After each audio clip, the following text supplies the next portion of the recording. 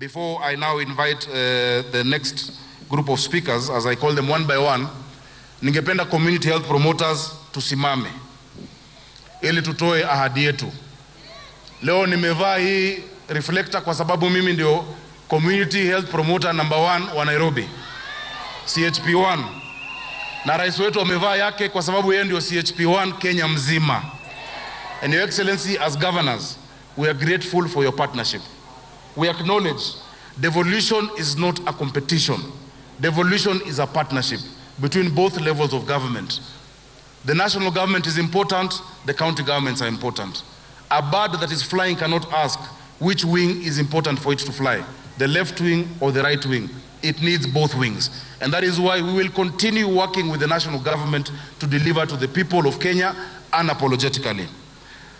Sasa watu wangu, ile nitasema mtajibu. Sawa sawa? Kwanza weka mkono moja juu.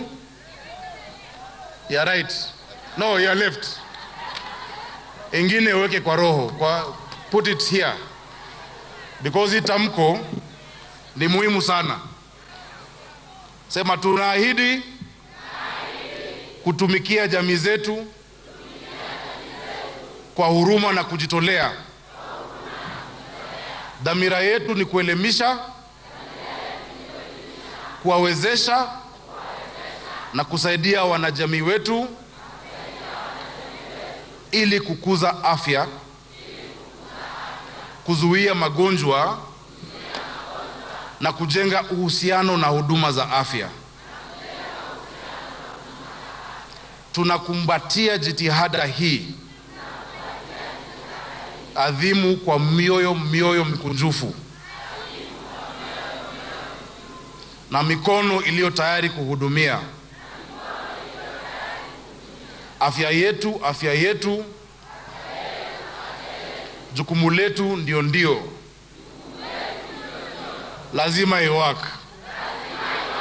Asante.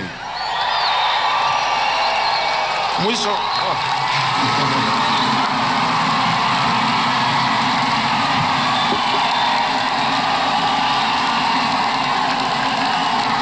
Asante sana. Asante sana. Mwisho kabisa, Your Excellency, ni kuhimiza wakaazi wa Nairobi. Na najua pia rais utawahimiza wakaazi wa maeneo yote mengine katika taifa letu, ya kuwa wahudumu hao wakija muwakaribishe. When they knock at your door, welcome them. If you can, give them a glass of water. Talk to them because they are coming for your interests. Na nyinyi wahudumu wetu ningependa kuomba, katika kila boma ambapo unaenda, muache matumaini, muache baraka, hata muwaombe ili wajue mko hapo kwa sababu tunawapenda na kwa sababu tungependa afya yao iwe nzuri. Mungu awabariki. Kwa sasa wacha nimwalike Governor, asante, Governor Muthomi Njuki ambaye ni mwenyekiti wa afya katika baraza la magavana. Karibu sana Governor Muthomi.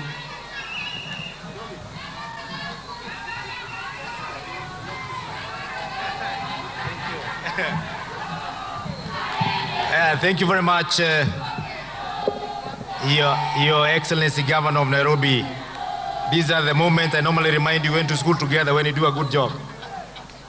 Your Excellency, the President of the Republic of Kenya, who is also the Commander-in-Chief of the Armed Forces, the Deputy President, Chief Administrative Cabinet Secretary, and all the other Cabinet Secretaries, my fellow governors, all protocols observed.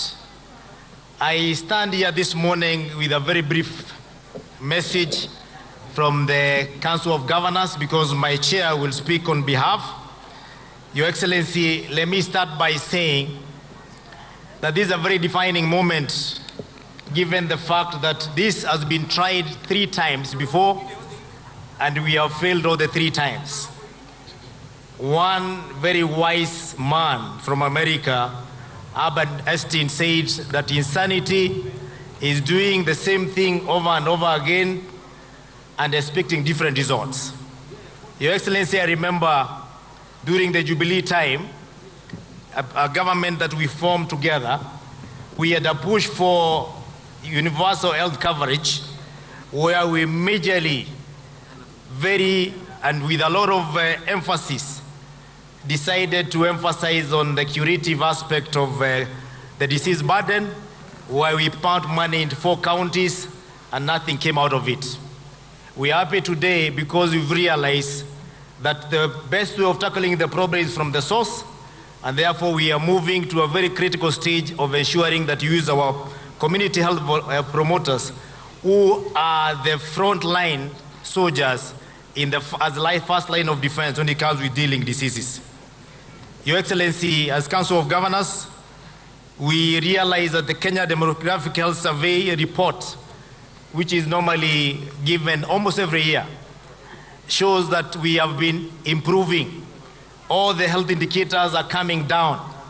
And we have realized that is the work that has been put in place by CHVs by dealing with the primary issues of the preventive health rather than wait to make long queues at the hospitals. And we want to thank you for partnering with us to ensure going forward this spread to every county in Kenya. One of the biggest issues, Your Excellency, around health is having a system which does not allow a formal referral system from the primary level to the highest level, which is the level 6. That most of our patients normally do what we call self-referral to the hospitals because they have no one to give them advice on where they should seek for help depending on their disease condition. And community health promoters are going to be key in ensuring that we have the correct referral system so that we can decongest our level 4, our level 5, and level 6 hospitals where the critically ill are required to receive this health without competition. Then, Your Excellency, we are happy that the laws that have been proposed, the 4 bills that are proposed that are before Parliament today, which have had very comprehensive consultation, and we want to confirm here today we are consulted as Council of Governors and we have given our input, are going to make sure that we have a uniformity in the whole of Kenya, where there is a CHV from Tharaka Nithi, Turkana, Mombasa. They are going to operate under the same standards. That is one thing as a country that you should be proud of, because no Kenyan will be left behind. Lastly, Your Excellency, you've heard the way the CHVs from Nairobi have clapped when the issue of stipend was mentioned. These people are going to play a very critical role in the season we are going, the season of El Nino.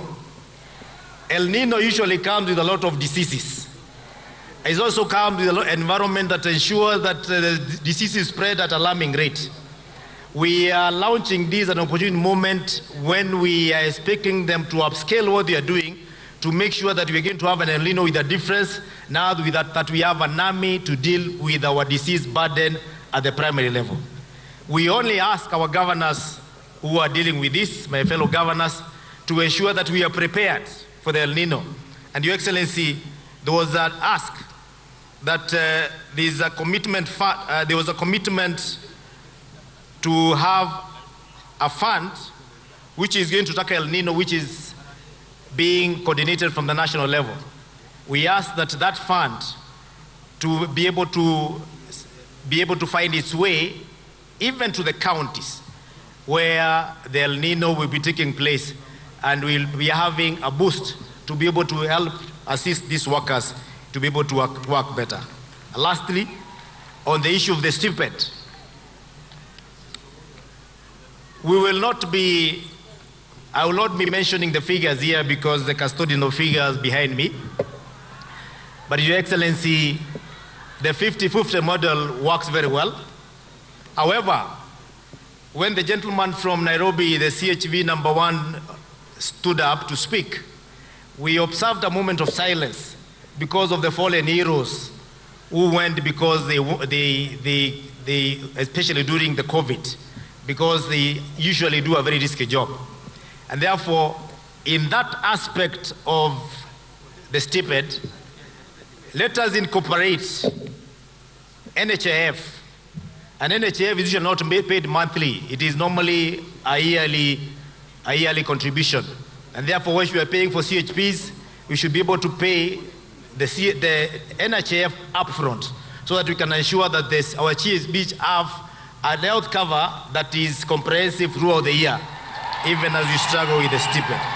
With those few remarks, I want to thank the Minister of Health. I want to thank my fellow governors for ensuring that this is one area we have converged with ideas that are going to make this health space in Kenya have a difference. Thank you very much. Asante sana, tumpigeni makofi. Kwa hii kazi tunashukuru rais kwa sababu alitafuta marafiki. Na ni hao marafiki ambao wameweza kutusaidia kwa hii kazi. Asante sana mami. Asante. Unikubali nimwalike Peter Ndegwa wa Safaricom, lakini akija pia Deputy Governor wa Nairobi haraka usalimiane na utuambie kama kuna Deputy Governor mwingine. Njoroge Mushiri, tumpigeni makofi.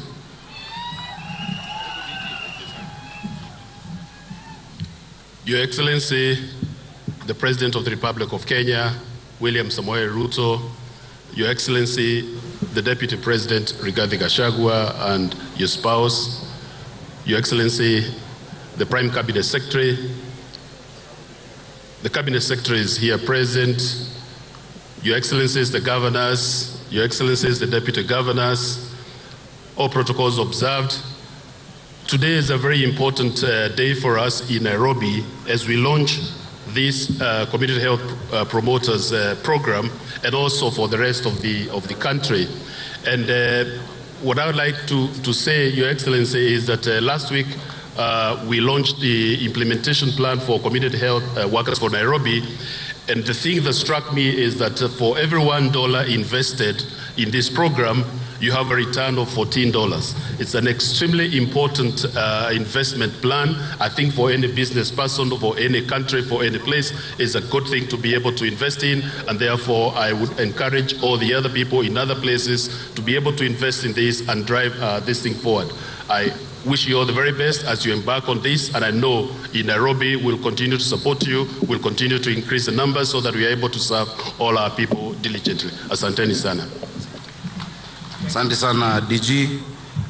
Your Excellency, vile tumesema tuna marafiki na wafadhili ambao wanatusaidia kwa hii program. Wacha nianze na Bwana Peter Ndegwa ambaye ni CEO wa Safaricom PLC. Karibu.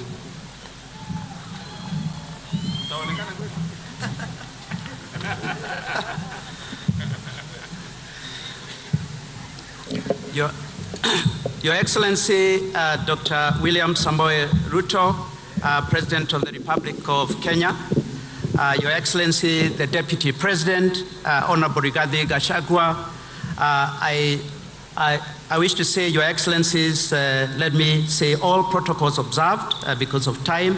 Ladies and gentlemen, community health promoters wa Nairobi mko sawa?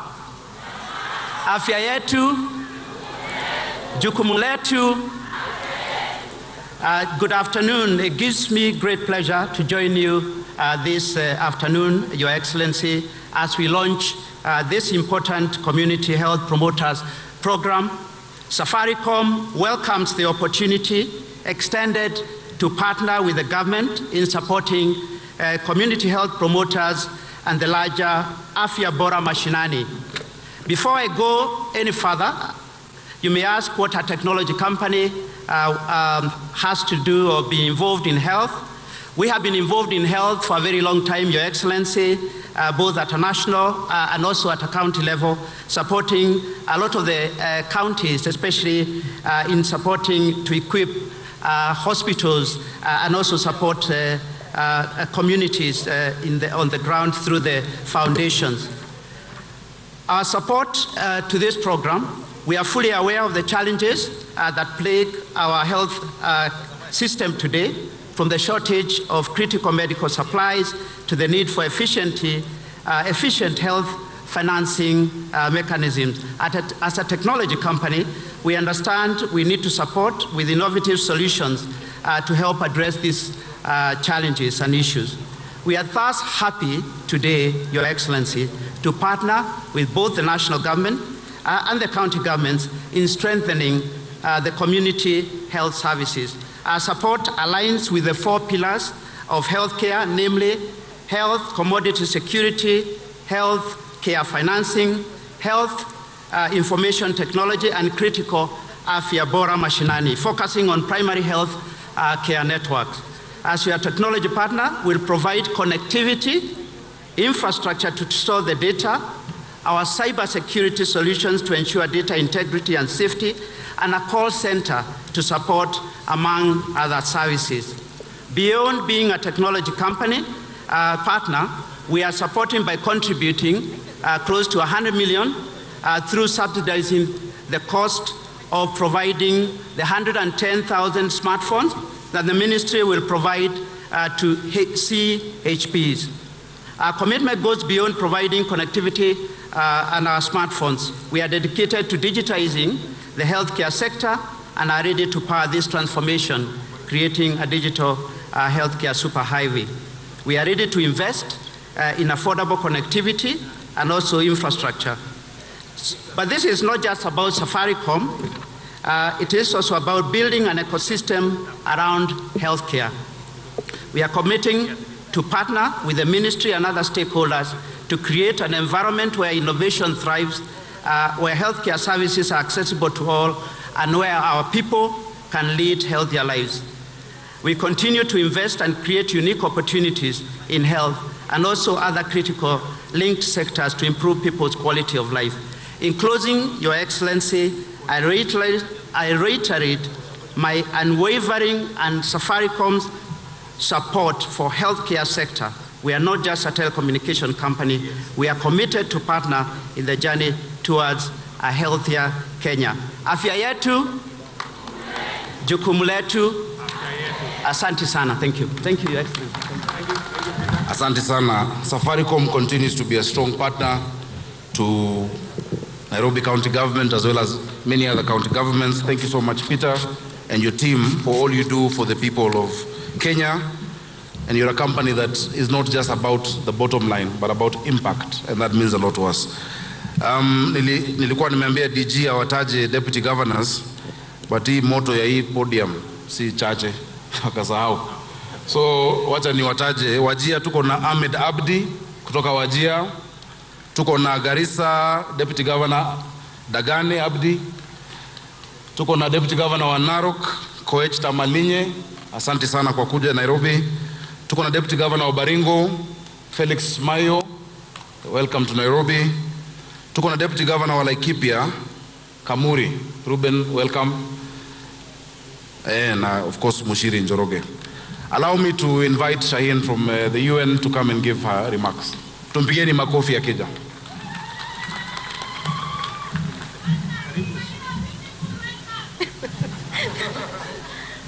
Asante sana. His Excellency Dr. William Samoei Ruto, President of the Republic of Kenya, His Excellency Deputy President Honorable Rigathi Gachagua, Excellencies, please allow me to stand on the established protocol. Hamjambo, afya yetu, jukumu yetu. Today, Excellencies, as we stand here at this historic juncture, a moment that marks a milestone in a relentless pursuit of a stronger, more resilient and equitable healthcare system designed to leave no one behind. Our vision is pretty clear. We are building a health system of the future, one capable of delivering truly inclusive healthcare. And this vision is now becoming a reality, thanks to the unwavering dedication of our community healthcare services in Kenya. And I want to take a pause and emphasize the profound progress we are witnessing today. A progress made possible through strong national government leadership and a powerful partnership with the devolved subnational governments and other key stakeholders. Your Excellency, Mr. President, I extend my heartfelt congratulations to you for your visionary and unwavering commitment to the Kenyan people, particularly in your pursuit of universal health coverage, a central pillar of the Kenya Kwanza government's beta, which is inclusive of positive social change in preventive and promoting health, ensuring that Kenyans receive health services in their doorsteps through community health promoters. Today, we see that promise is being materialized. We are formally recognizing, incentivizing community health promoters, empowering them with digital tools and essential supplies to offer services at the household and community levels.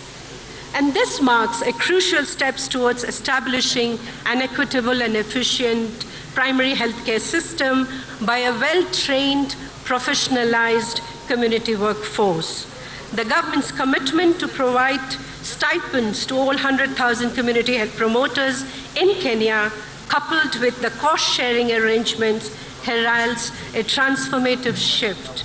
And this shift moves us away from fragmented, under-resourced, and poorly coordinated efforts towards a collaborative approach that aims for impacts at scale. We are redoubling our efforts, those historically marginalized and underserved from accessing quality health care. And this transformation will be a game changer for pastoralists, nomads, and the remote communities in Asals, informal settlements, and other underserved areas in Kenya. It is a testament to Kenya's commitment to crafting a health system that caters to the children, women, and the most marginalized. So investing in community health promoters, as was said by Governor Nairobi, is an investment in a community's health, well-being, and a step towards dismantling structural inequities and geographical disparities. It is not just about reducing public health expenses, but it is also reducing the burden on our health systems. This journey, Excellencies, is also about redoubling our trust in healthcare. It's about shifting our approach from ad hoc funding support to recognizing the need for investment in human capital. It is about co-creating solutions with our communities rather than merely providing them. And evidence has shown that investing in primary health care yields a tenfold return in investment at scale. To our community health promoters, I extend my heartfelt gratitude. Your dedication and commitment are nothing short of inspirational. And as a primary caregiver in your community, you bear the responsibility and privilege of upholding the mandate of primary health care in Kenya. I have had the privilege of interacting with some of you, and I can attest to the passion and the dedication you exude. The comprehensive range of services that we saw the Honorable President interacting with the family offers an opportunity for integrated programming, integrated financing, and integrated systems thinking, which will undoubtedly yield results for our children, adolescents, and marginalized population. Your Excellency, as development partners, our collaboration and partnership with the Government of Kenya and the civil society and academia are greatly facilitated by your clear strategic vision, unwavering leadership. Countries worldwide are now looking to Kenya as a beacon of hope and a source of inspiration on the path to universal health coverage. As UNICEF and as United Nations agency, WHO and UNITS in the room, we remain committed to supporting the establishment and expansion of primary care network, aligning this with the priorities of the Kenya government. Our focus will be on optimizing innovative approaches, leveraging the new technology platforms, evidence-based planning, and progress measurement to enhance the delivery, implementation, and impact of these initiatives at scale. As UNICEF, we take immense pride in collaborating closely with the Government of Kenya to support this remarkable journey. Once again, in closing, congratulations on achieving these remarkable milestones, and a huge thank you and best wishes to all of you and Ministry of Health to see us that we are realizing the achievement of the universal health coverage and primary health care. Thank you. Thank you, madam. Asante sana. Wacha niite Lauren Moore kutoka kampuni yangu inaitwa Johnson & Johnson. Foundation Vice President, Ms. Lauren Moore, who's the Vice President, Global Community of Johnson & Johnson Foundation. Welcome. I said it's my company because I'm also called Johnson, so I need some shares. Thank you.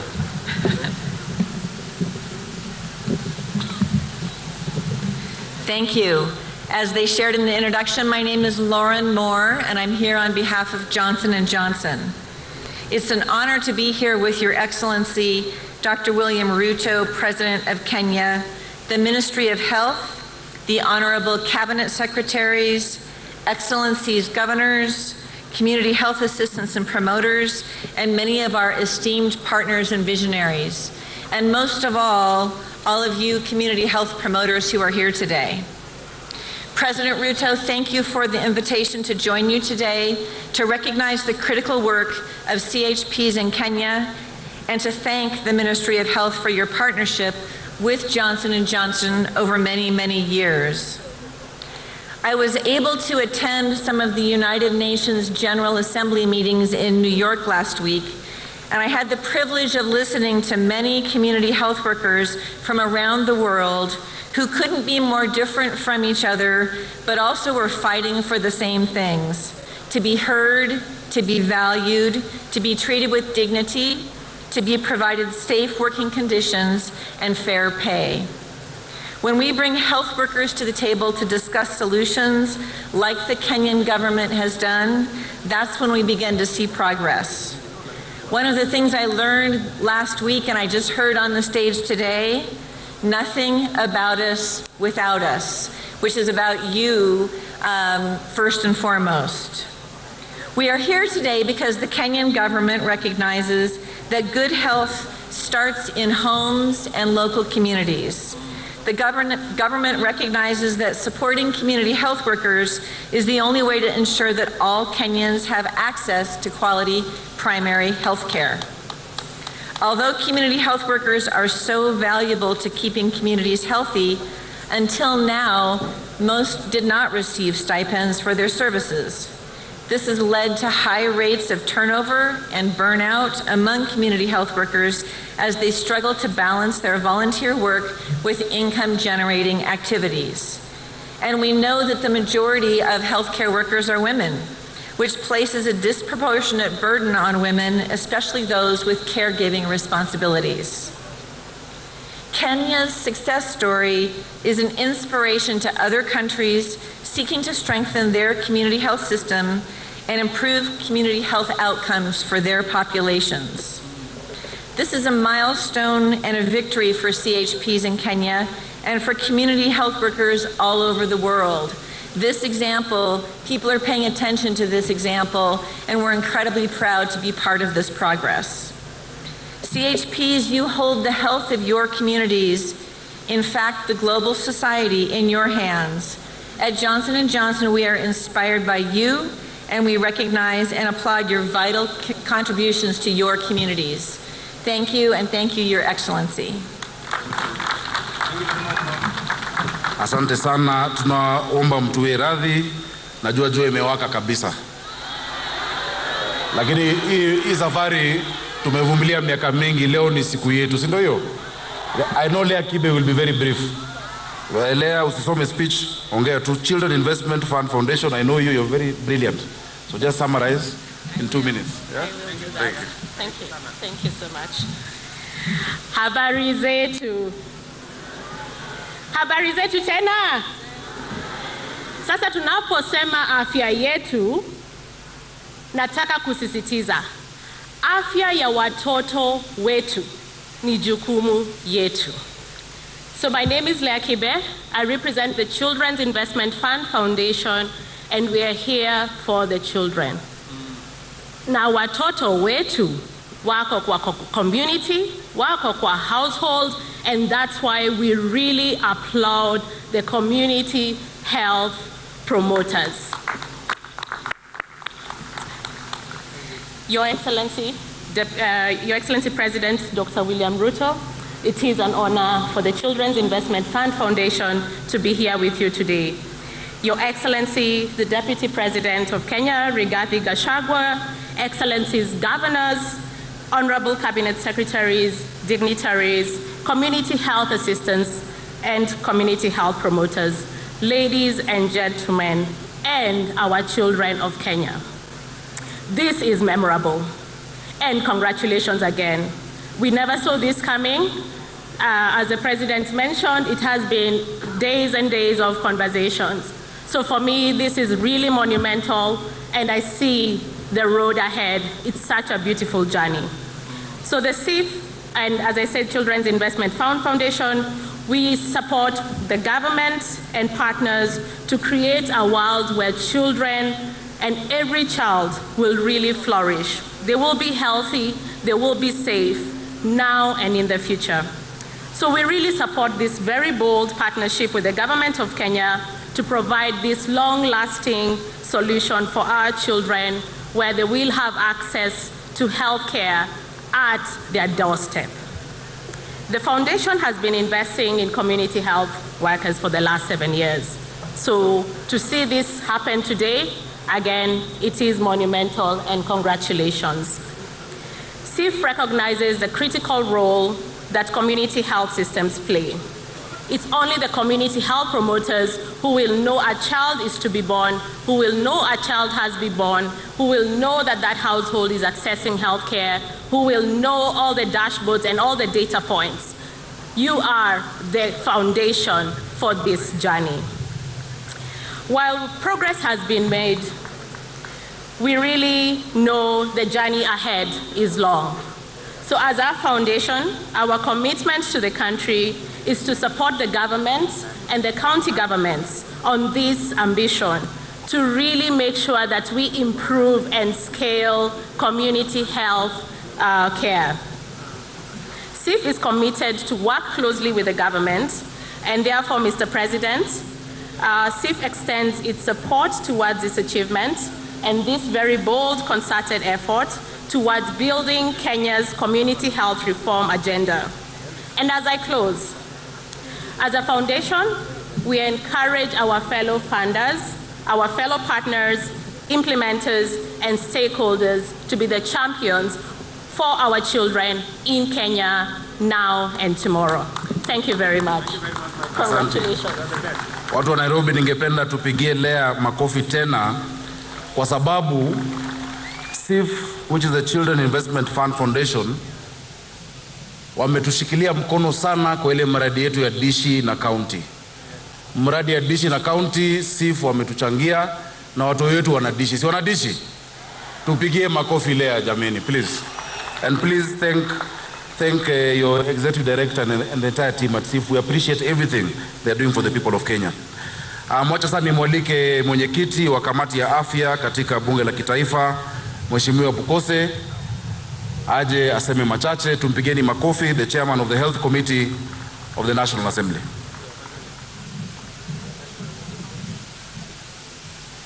Your Excellency, President and Commander-in-Chief, Dr. William Samoei Ruto, Your Excellency the Deputy President, and all protocol observed.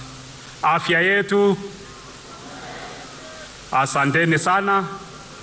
Mimi kwa niaba ya kamati ya afya ya bunge letu la kitaifa, tulikuwa na wakati nimepata memorandum kutoka kwa Community Health Workers Association na mambo yenu tukaweka manani, na tunapotunga sheria vile rais amesema, sahizi tuko na bills mbili ambayo iko katika National Assembly, sheria ambayo ni Social Health Insurance Fund ambayo inatoa funds tatu: Primary Health Care, Critical, Chronic and Emergency Diseases Fund, na pia Social Health Insurance Fund ambayo itashughulikia afya wa Kenya right from the bottom mpaka kule juu kulingana na vile rais amepanga mambo ya afya katika jamhuri yetu ya Kenya.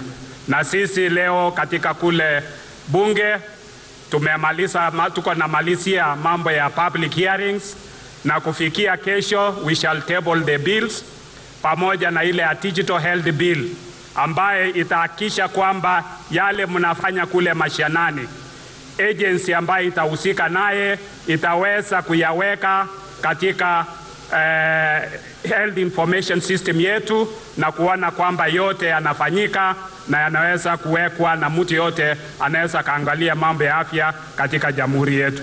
Kwa hayo mengi, nataka kuwatakia kila laheri watu wetu wa community health promoters, mufanya kazi mzuri, musaidie wa Kenya ili tuweze kuangalia afya ya taifa letu. Asanteni sana, Mungu awabariki. Asante sana mwenyekiti wa kamati ya afya katika bunge la Senate, Governor Senator Mandago. Tupigeni makofi akija.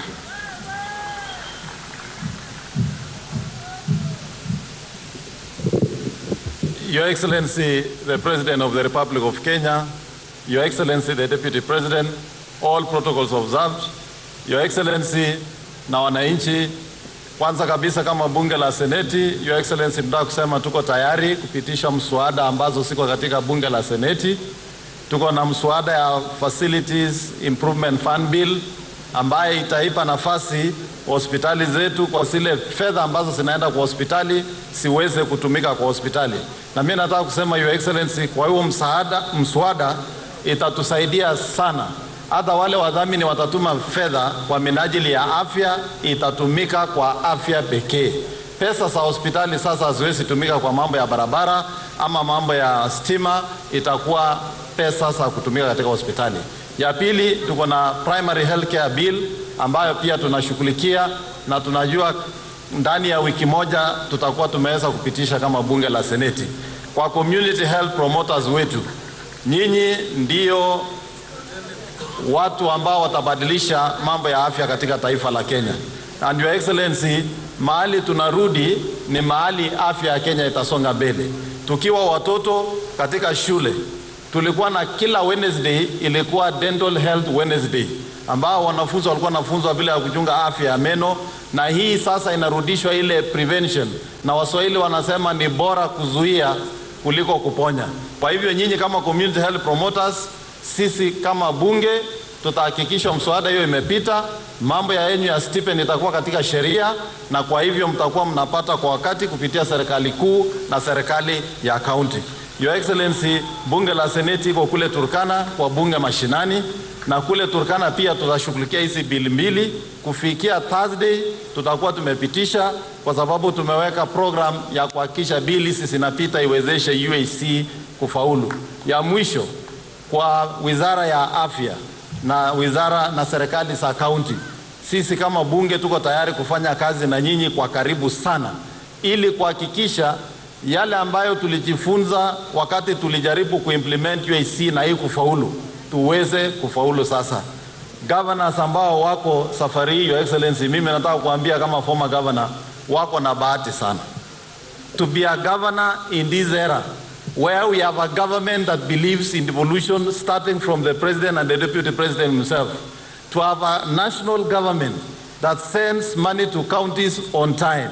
I want to tell you, ladies and gentlemen, you are the most fortunate governors we have in this republic today. It is up to you and your teams and us to support you to make sure that for the first time UAC succeeds and succeeds for life in this country. Thank you very much. Thank you very much. Sasa nitamwalika mwenyekiti wa baraza la magavana ama ni kongamano la magavana, Gavana Anne Waiguru, atoe hotuba yake na pia atambulishe wale magavana wote ambao wamefika. Welcome, Governor.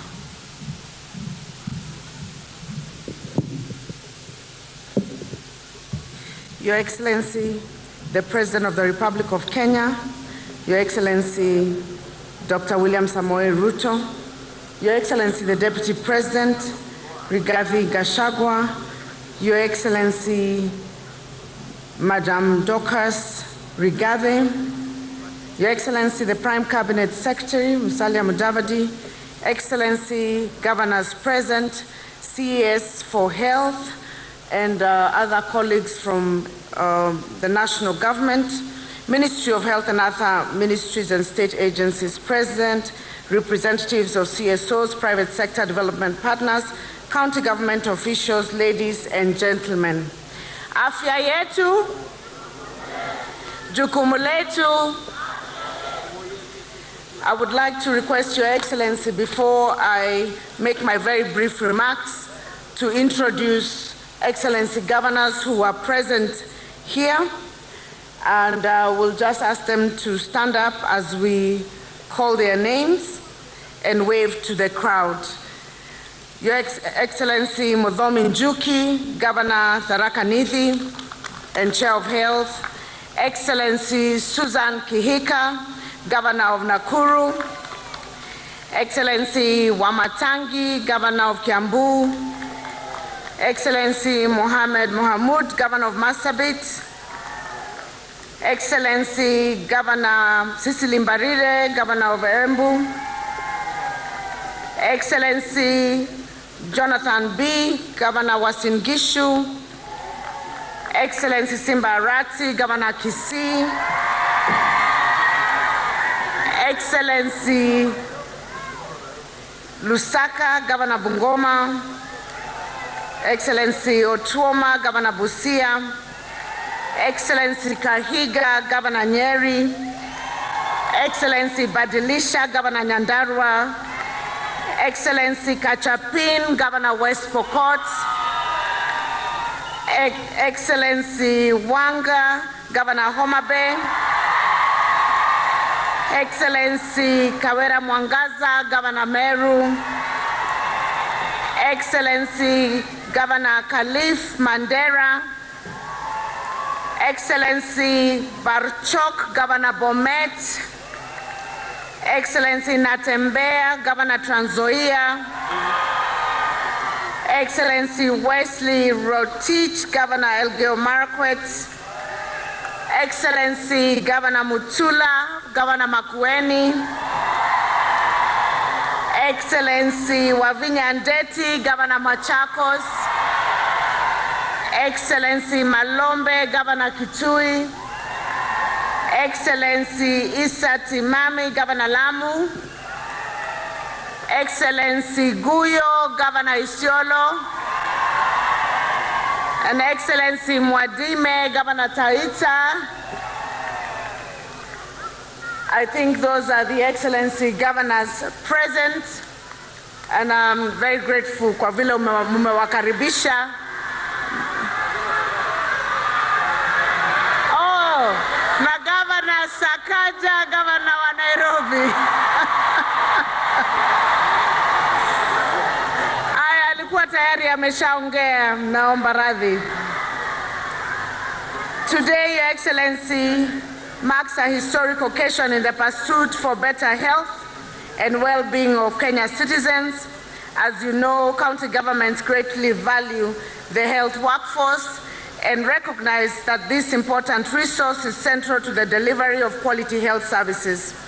In this regard, Your Excellency, county governments and the Devolution family at large is here to celebrate this launch of our Community Health Promoters Program.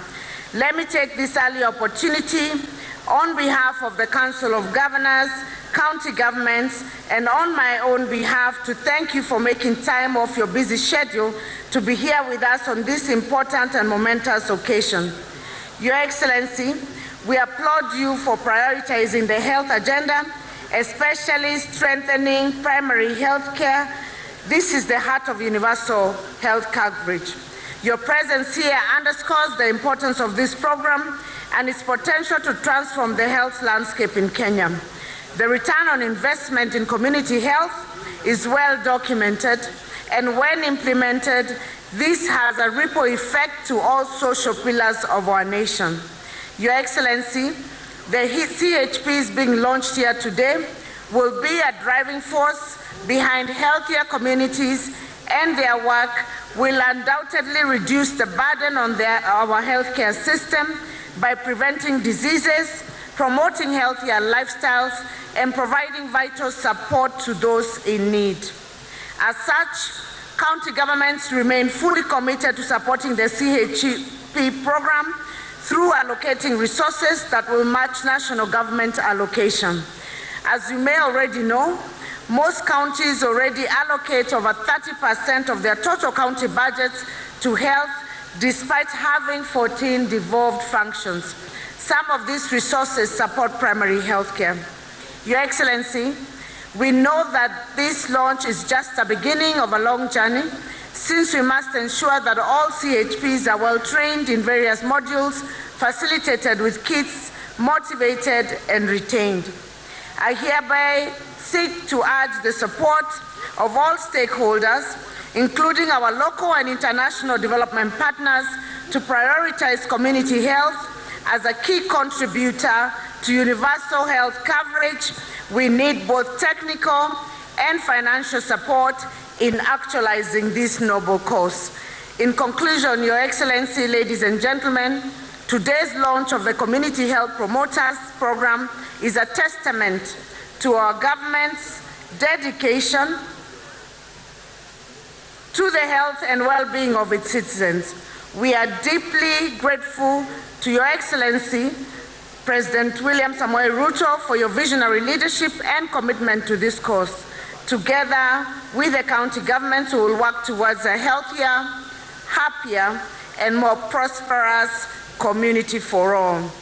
I thank you. Afya yetu, jukumu letu, asanteni.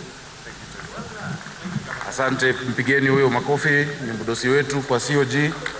Your Excellency, allow me to also just give apologies from our women rep, Mheshimiwa Esther Passaris, who's traveling, and she asked me to give apologies, as well as the Senator of Nairobi, Senator Sifuna, also asked for, he's in Turkana with Senator Mashinani. At this point, allow me to invite Cabinet Secretary for Health, Mheshimiwa Susan Nakumicha, to come give her remarks. Tumpigeni makofi. Mama wa nguvu.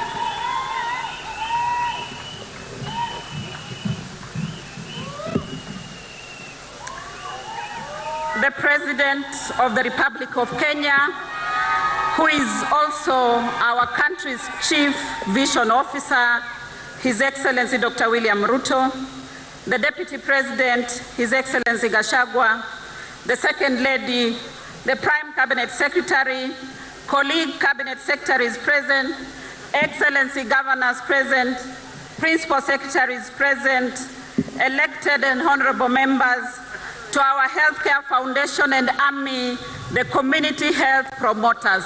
Afya yetu, jukumu letu. Asante sana. Your Excellency, this is a momentous occasion as we live up to the promise in the Kenya Kwanza plan. The flagging off of our community health promoters kit is the actualization of a cherished vision, a vision that resonates with the ideals of universal health coverage and community well-being. We will only achieve UHC through strengthening primary health care, afya mashinani, and empowering community health services, which we rightly call afya nyumbani. As a ministry, we aim to promote health and prevent diseases rather than fighting them, which will in turn address the increasing healthcare costs. The shift from curative to preventive and promotive care is not only a smart investment, but also a guarantee massive healthcare improvements across the 47 counties. Many countries around the world have recognized the significance of strong primary healthcare systems. Countries like Mexico, Brazil, Bangladesh, Thailand, and Korea have made remarkable progress in expanding access to healthcare through community health workers. They serve as examples, Your Excellency, that we model and align with our Afya Nyumbani initiative. And I thank you, Your Excellency, for the opportunity to be at Harvard 2 weeks ago to meet with the ministers of these countries. As a ministry, our mission is to ensure we build a healthier, more resilient Kenya. This commitment rings true in Kajiado as it does in Kacheliba. This commitment is true in Homa Bay as it is in Elgeyo Marakwet and in Nyeri County. These kits today, Your Excellency, will go to alleviate the health burdens in Trans Nzoia County as they will in Tana River County, to improve wellness in Laikipia, Loichogio, and Lamu. We hope that they will help Kenyans to receive early diagnostic and referral care from the comfort of their homes and villages nationwide. Your Excellency, community health services stems from the inherent right of every Kenyan to access quality and affordable health care. It is a demonstration of active pursuit of a healthier nation. With an estimated 10 million households, our strategy for outreach is to leave no one behind. To ensure that we understand this, allow me, Your Excellency, to help all those who are slow learners like myself and have difficulty with numbers and figures, except when they are dealing with money, Your Excellency. Most people, when there is a 10 cents reduction in their M-Pesa, and the CEO of Safaricom is here, will tell you, they will know Safaricom imekata shilingi zangu 10. But in this case, Your Excellency, 10 community health promoters, each is tasked with 100 households. That means 1,000 households, Your Excellency, form one community health unit, which we call the CHU. And this CHU, Your Excellency, is headed by a community health assistant that we refer to as the CHA. This will establish approximately 10,000 community health units in the country. These units are the bigger part of a larger primary care network, PCN. This means that each unit is linked to a specific level 2 health facility, commonly known as dispensary, and a level 3, commonly known as a health center.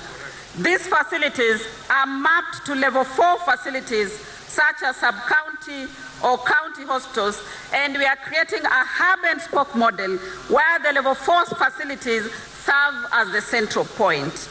Your Excellency, I would like to thank you most sincerely for the pressure that you mounted on me, the continued support and leadership that you have given to the health sector as one of your key priority agenda. Many times I met Senator Aaron Cheruiyot, and he asked me, in 100 days, kila mtu atakuwa na afya. Today I'm proud that we begin this process. I want to thank our governors. Thank you for honoring our invite. You are the custodians for the primary healthcare agenda. I acknowledge and laud your immense collaboration and goodwill as we continue together. Asanteni sana. But please note, we are in this together, let's do it. To the health committees in both houses, your support by running checks and balances at Ministry of Health in delivering UHC cannot be underestimated, especially now as you midwife the new bills into acts of parliament that shall form the governance structure for UHC. As a ministry, I want to thank the partners who have worked with us. I want to acknowledge CIF, to acknowledge World Bank, to acknowledge CDC, UNICEF, AMREF, PATH, WHO, USAID, Safaricom, and all the development partners for the immense support. Your Excellency, I have two very hard-working principal secretaries. I truly want to acknowledge them today for the work they have done. PS Mary Modoni, PS Harry Kimtai, asanteni sana. Your Excellency, allow me to single out Dr. Maureen Kimani and Dr. Salim Hussein, who have been globally recognized for their efforts in community health. In Dr. Salim's word, Your Excellency, today feels like his wedding day. Asante sana, Your Excellency. And lastly, thank you to my chief advisor, my technical advisor, the Director General, Dr. Amot, and the entire team of Ministry of Health who are looking at us across our headquarters. Asanteni sana, team. Your Excellency, now I would like to recognize our cherished women and mothers across the country, who by default are the first doctors and nurses and clinicians when a family member falls sick. I honor their involvement in the day-to-day attempt to provide health care at home. As a fellow mother, and our second lady is here with me today, we'll agree that mothers are the bedrock of community health promotion, and we'll involve them as much as possible in Afya Nyumbani together with our community health promoters. Your Excellency will agree that if you are at home, and you started to cough, I'm sure your mother will stand with either a fist at your back just to check what's wrong with his son.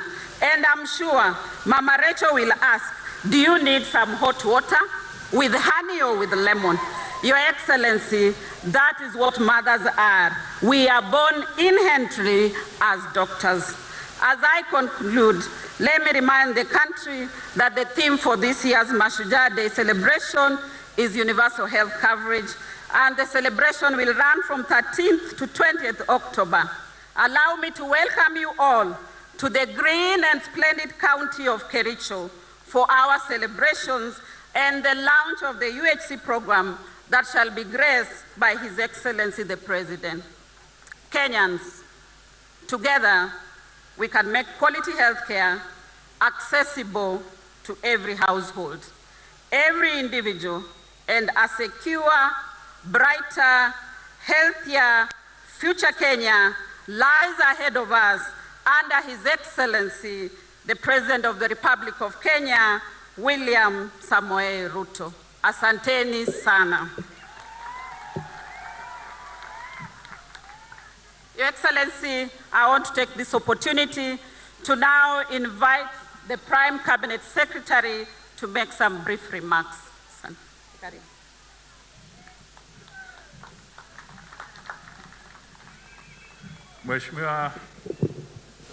Mheshimiwa Rais wa Jamhuri ya Kenya, Dr. William Samoei Ruto, Naibu wa Rais, Mheshimiwa Rigathi, Madam Dorcas, mawaziri, magavana, viongozi wote ambao wako hapa na haswa wahudumu wetu ambao watakuwa kwa mstari wa mbele kupambana na mambo ya afya. Mheshimiwa Rais, miaka 60 iliyopita waanzilishi wetu wa kitaifa walisema kwamba wana changamoto 3 ambazo ni lazima tupambane nazo. Changamoto ya kwanza ni umaskini. Changamoto ya pili ni kupambana na ujinga. Na changamoto ya 3 ni kupambana na ugonjwa. Kwa hivyo tukiwa hapa, hawa wahudumu ambao wako mbele yetu na wengine wakiwa katika sehemu mbalimbali za kitaifa wanaidhimisha kwamba tangu tuanze hiyo safari, hizi changamoto bado zinatusumbua. Changamoto ya kwanza ya umaskini, Mheshimiwa Rais, unapambana nayo na pia umeweka ile hustler fund ambayo ni ya kusaidia mambo ya kiuchumi. Kwa mambo ya elimu, serikali yako imetoa budget ambayo haijawahi kuonekana ya bilioni zaidi ya 630 kupambana na mambo ya ujinga, kuelimisha watu wa Kenya. Na sasa tuko hapa wewe kuzindua nafasi hii, wahudumu wakipata vifaa vya kutumia kusaidia jamii zetu. Hiyo ni heko kubwa kwa hii miaka 60 ambayo tumekuwa huru, na tunataka tuseme kwamba tuzidi kuwa kitu kimoja chini ya Rais wa Jamhuri ya Kenya, tukishirikiana na magavana wote ili taifa letu lipate nafuu. Asanteni sana, na sasa ni jukumu langu nimwalike Deputy President naye aje aseme. Asante.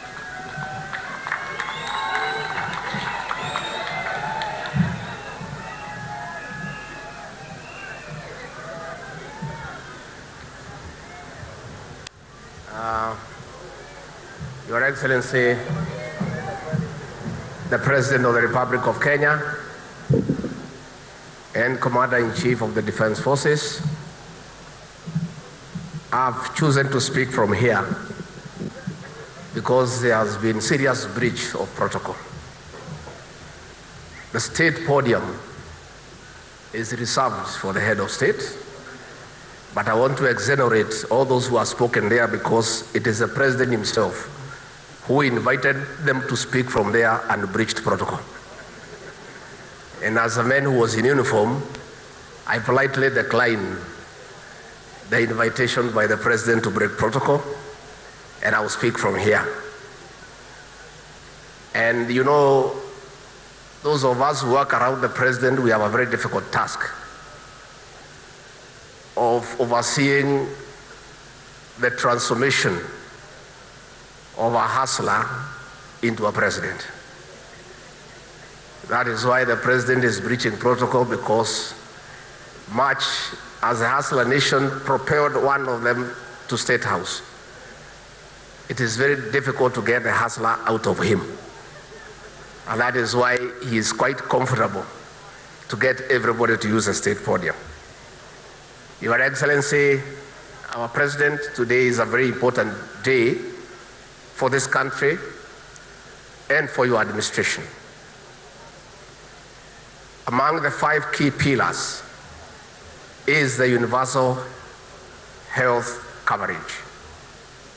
And Your Excellency, I want to tell the people of Kenya that what is happening today is not by accident.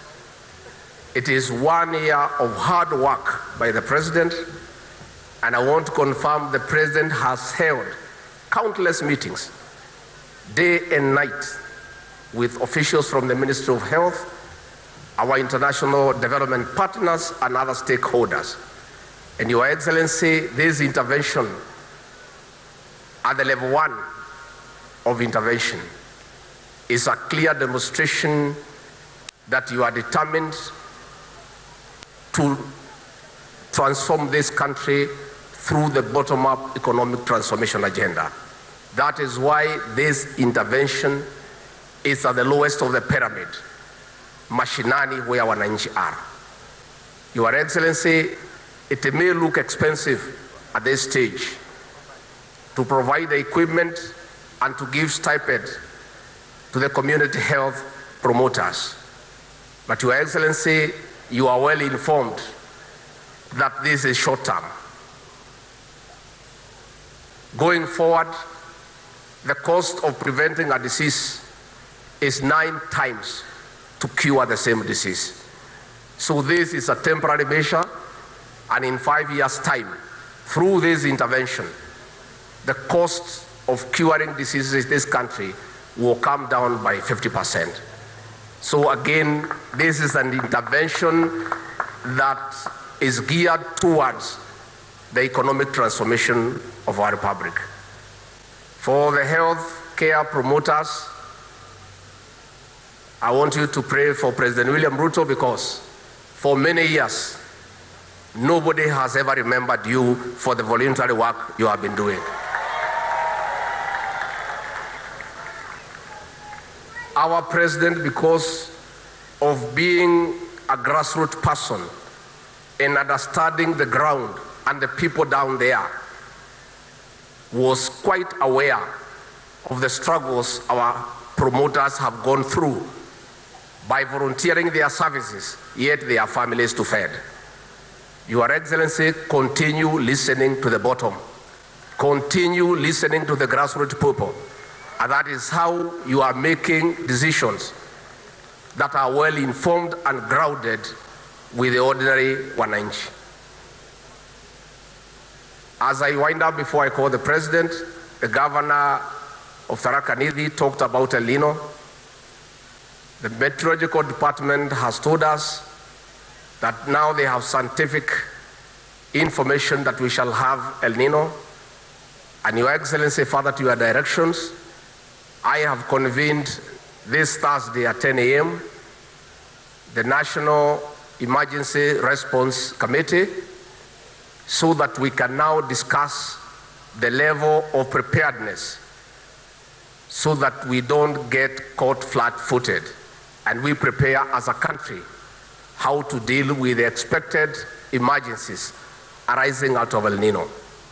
In that meeting, Your Excellency, we have called the Ministry of National Treasury because of the financial implications, the Ministry of Water and Sanitation, the Ministry of Environment, the Ministry of Agriculture and Livestock Development, the Ministry of ASAL, the Ministry of Interior, the Ministry of Health, the Meteorological Department, the Drought Management Authority, the Kenya Defense Forces, the National Police Service, humanitarian agencies like Red Cross, international organizations, our development partners, and most important, all the 47 county governors, because in one way or another, they'll have to work with the national government to deal with the various challenges that will come with El Nino. The governors who are here, you'll find a formal invitation when you go back to the office, but this address forms again as a way of inviting you to create time and come for that meeting. The governor, Nairobi, is very critical. There are drainage challenges in this city and other cities of Mombasa, Eldoret, Nakuru that we need to prepare. We need to work together between the national government and the county governments so that as a country we prepare for the challenges that will come with El Nino, and we have sufficient information to the people of Kenya, those who are on high ground, those who are in areas that are prone to floods. There is adequate information to the people of Kenya so that everybody can get prepared to deal with the expected emergencies and challenges that may come with El Nino. With those very many remarks, I now want you to stand. We invite our President to the state podium to address the gathering and the people of Kenya. Karibu Mheshimiwa Rais. Asante sana. Tafadhali tuketi chini wale wako na viti. Pongezi sana Bwana Rigiji. Tumpigie makofi kwa kuongea Kiingereza kizuri.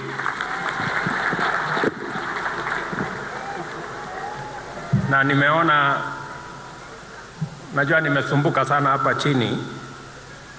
Alikuwa hawa wazungu wakiongea na niuliza huyu amesema nini? Huyu amesema nini? Sasa na nimemsaidia sana, naeleza huyu amesema hivi. Sasa amesimama hapa ameongea tena ile Kiingereza, nikashangaa sasa huyu mtu kumbe alikuwa ananienjoy. This is a very special moment in the history of public delivery in our country. For decades, success in relieving citizens of the huge burden of human suffering and financial distress caused by illness has been elusive. The main reason for this is that our health system devoted itself exclusively to the provision of curative services and primary health and gave minimal attention to prevention and promotion of health interventions that begin at home, often before the onset of serious illness.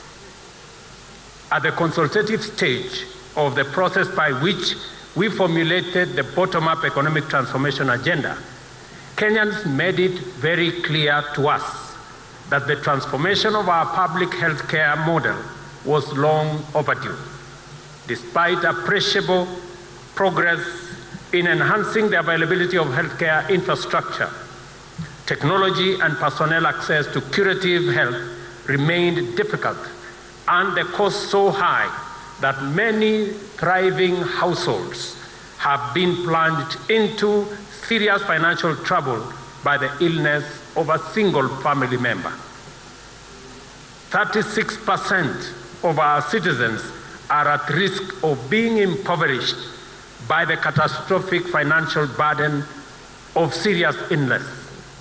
And in fact, statistics show that 1 million Kenyans every year sink into poverty because of chronic illnesses of their family members. Kenyans, therefore, expressed their yearning for a new approach to healthcare, one that saved costs, simplified the means of actualizing the fundamental constitutional right to the highest attainable standards of health set out in Article 43(1)(a), and we met them directly halfway at their point of need. We agreed that a community health approach is the foundation of preventive health care mainly because 70% of cases attended to in our hospitals are preventable. At the same time, every shilling invested in community health has a return of 9 shillings saved in curative healthcare costs.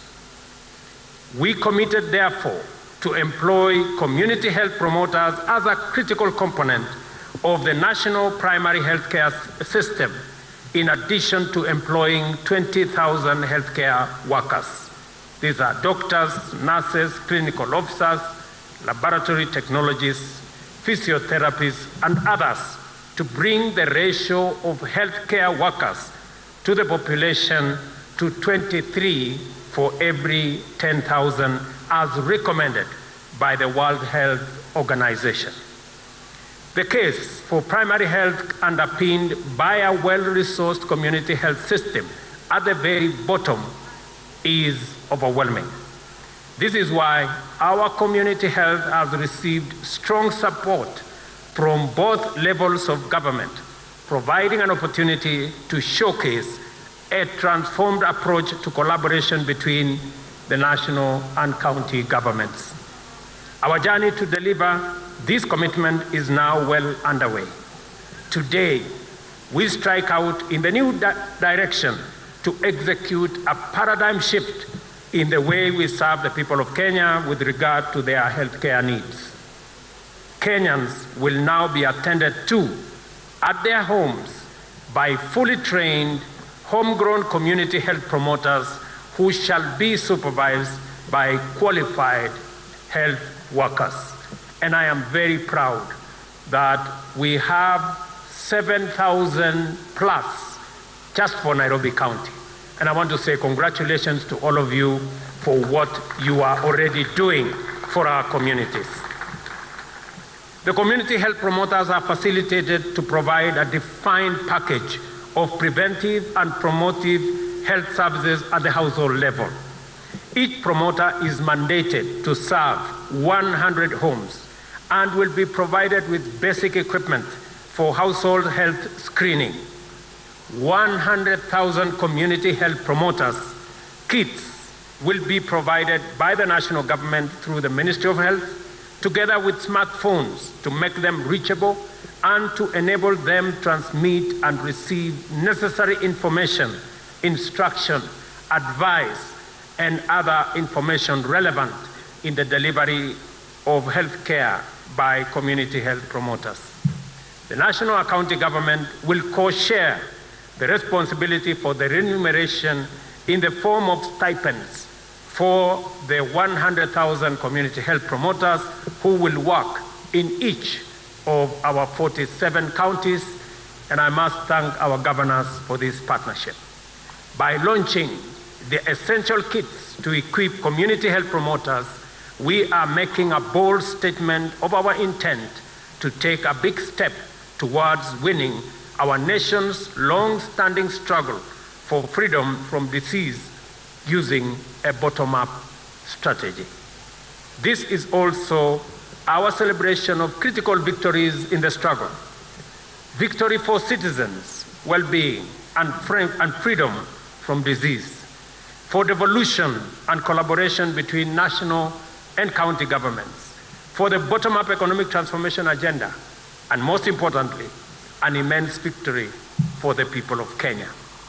Shortly, Kenyans will no longer need to travel to a health facility for basic screening and the treatment of minor ailments, as well as preventative and promotive health care.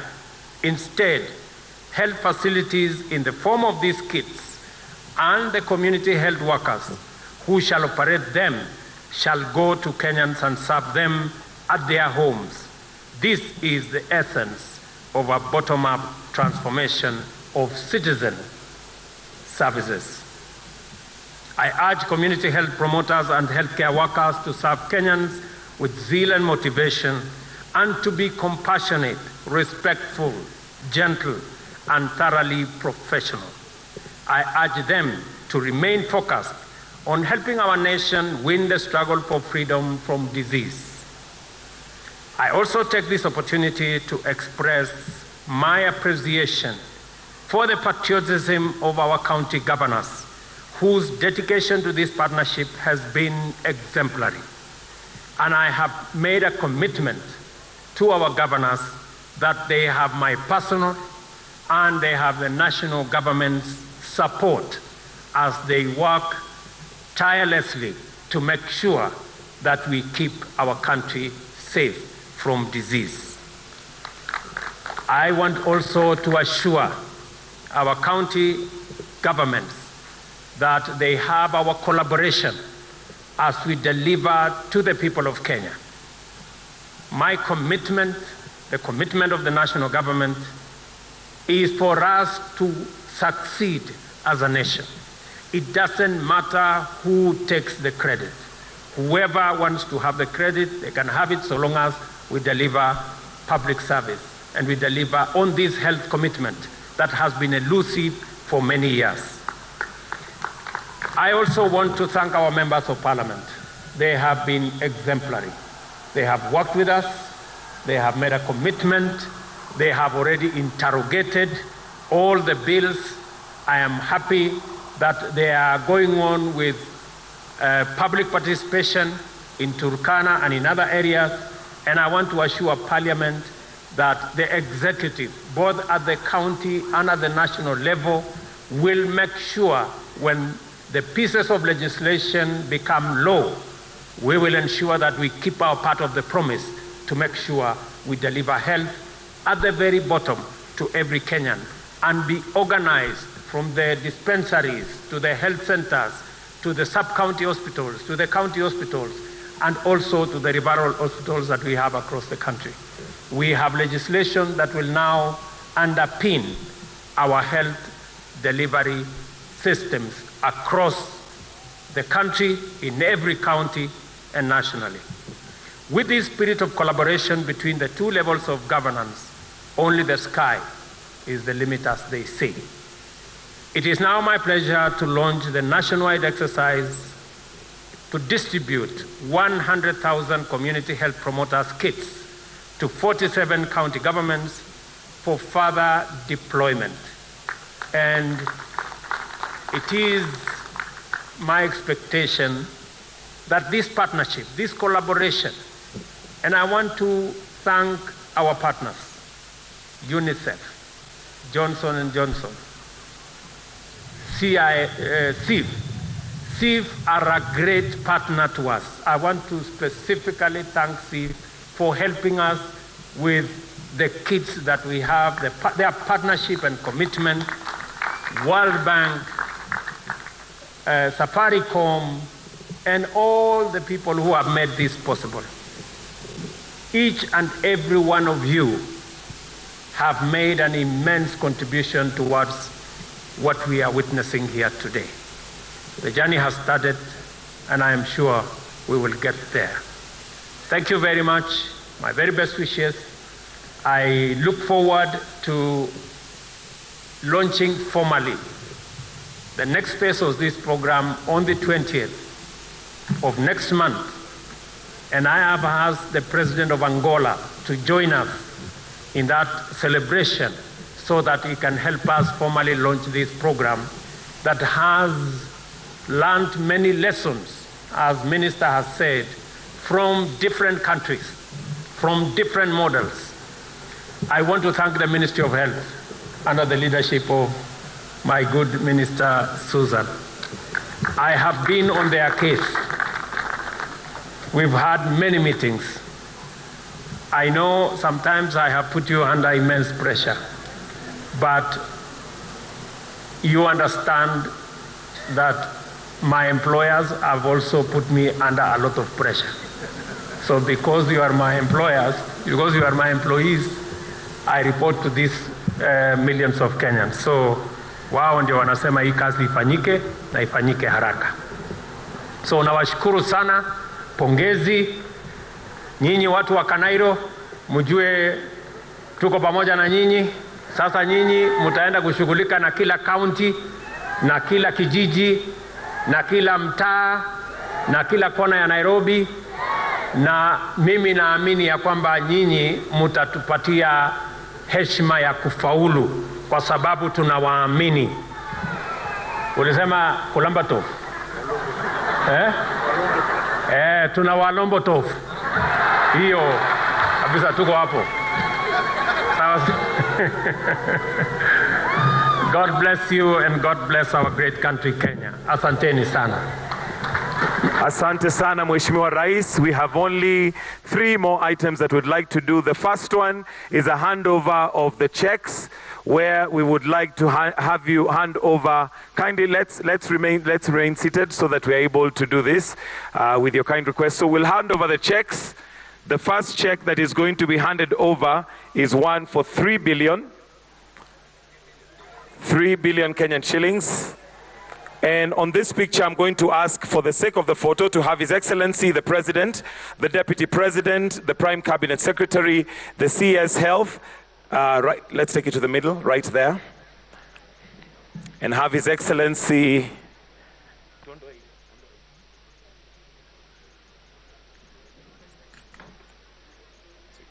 in the middle. This is the COG chair. This is 3 billion. Prime Cabinet Secretary, the CS Health, Treasury as well.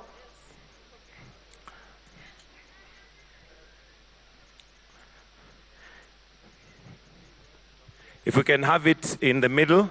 Who's receiving it? COG chair. COG chair is receiving it.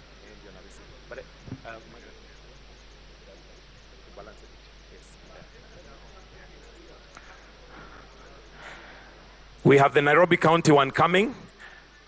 So if we can all just kindly look at the cameras at the front for the sake of that picture, then we'll have the second check, which is going to be handed over to Nairobi County, which is 221,160,000. So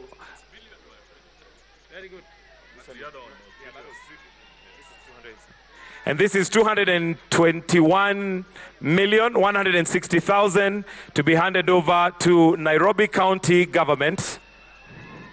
Inaonekana haina signature, lakini itasainiwa. All right, for the sake of the picture,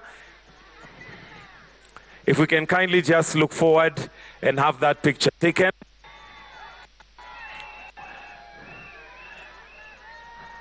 After that, Your Excellency,